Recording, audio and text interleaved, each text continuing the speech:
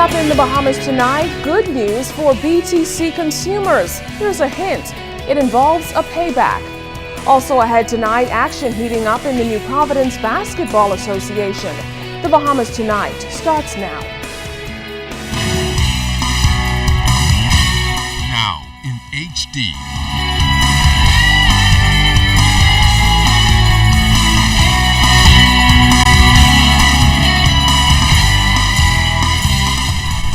Network presents The Bahamas Tonight. This portion of the news brought to you by BTC Every Day.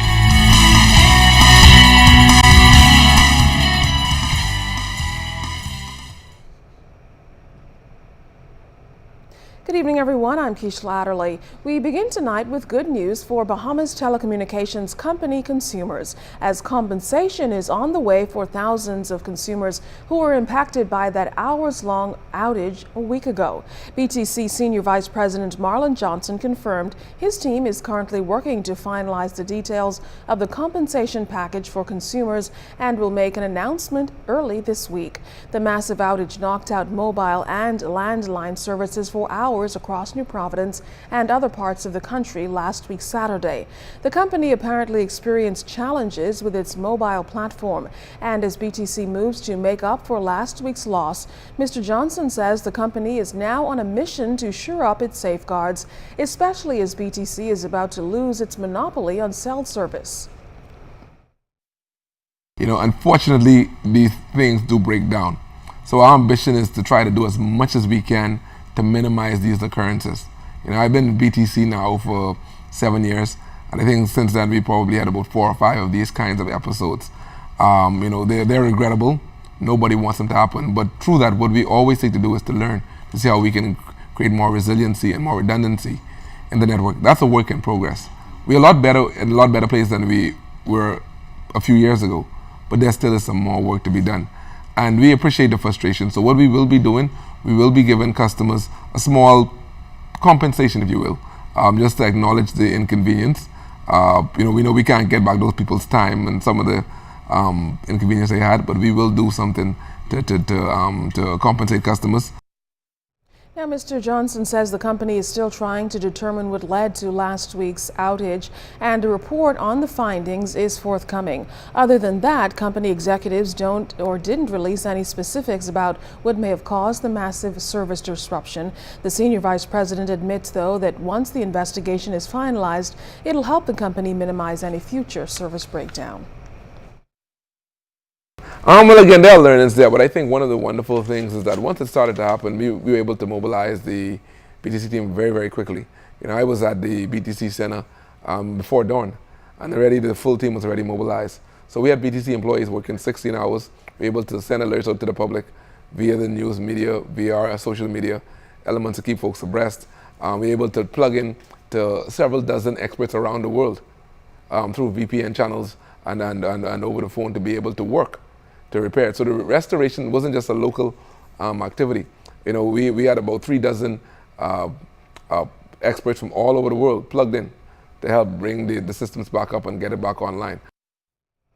A 15-year-old girl was murdered in Grand Bahama overnight. Grand Bahama police confirmed to ZNS News that around 3 o'clock this morning, police learned that the young woman was reportedly shot at a bar in the King subdivision area off 8 Mile Rock by a man known to police. The man later fled the scene. We've been told the suspect is a resident of Pinedale, 8 Mile Rock.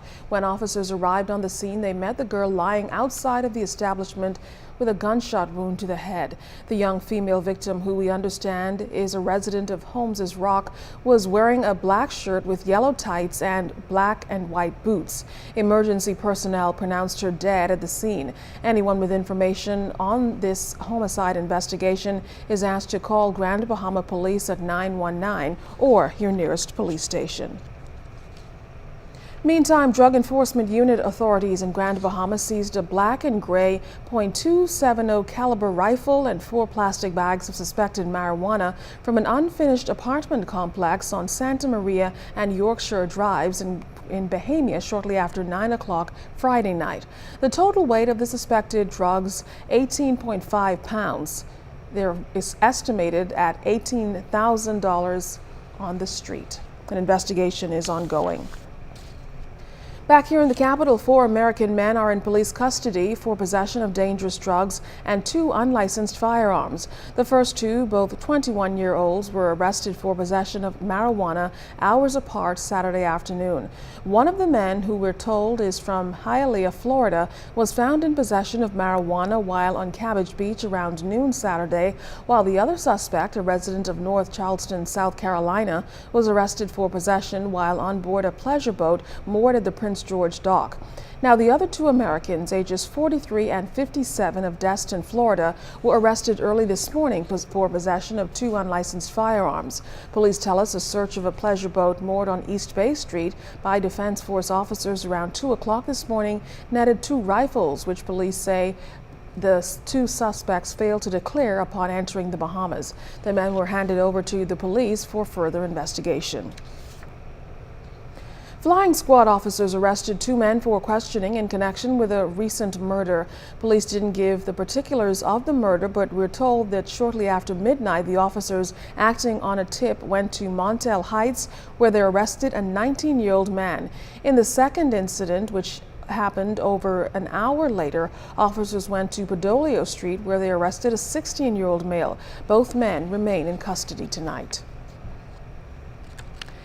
Drug Enforcement Unit officers, meantime, made an ammunition arrest this weekend. The 37-year-old male suspect was taken into custody after the search of a Toyota Corolla on Homestead Street around 1:30 Saturday afternoon. Officers say they found 100 rounds of ammunition.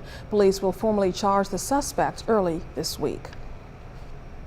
A number of business owners and industry professionals have long called for the government to do away with the existing business license fee structure, claiming it's oppressive. Some industry leaders have actually suggested the government consider a corporate income tax, insisting that the current system could discourage growth and investment.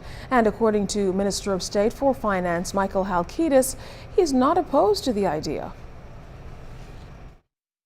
As it's a very detailed process that will be a multi-year process, because you're talking about a whole reporting regime for businesses, and the legislation, etc., much more detailed than a VAT.